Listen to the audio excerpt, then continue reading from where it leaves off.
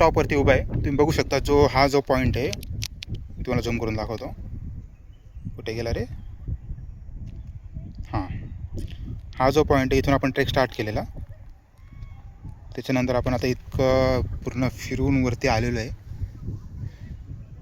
खूप सुंदर असा व्ह्यूज आहे. आणि तुम्ही समोर बघू शकता, जो समोर आहे तो लोहगड आहे. म्हणजे आपल्या वापस इतकं पूर्ण उतरून वापस तिकडे जाऊन लोहगडला जायचं आहे. म्हणजे साधं काम नाही आहे. बघू आता कसं होतं आहे. बाकी तुम्ही इथनं वरती व्ह्यू बघू शकता.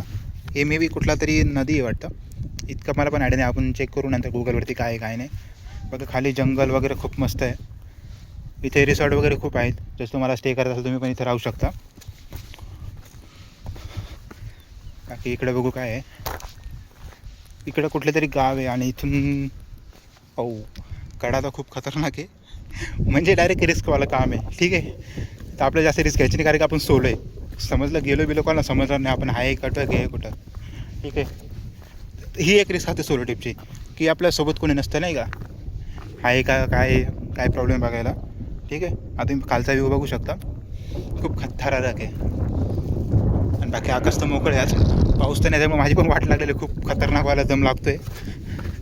बाकी बघतो इथं आता फोर्टवरती अजून काही फिरण्यासारखं आहे का ते फिरतो, आणि बाकी मग जातो लोहगड फोर्टला. ठीक आहे, थँक्यू.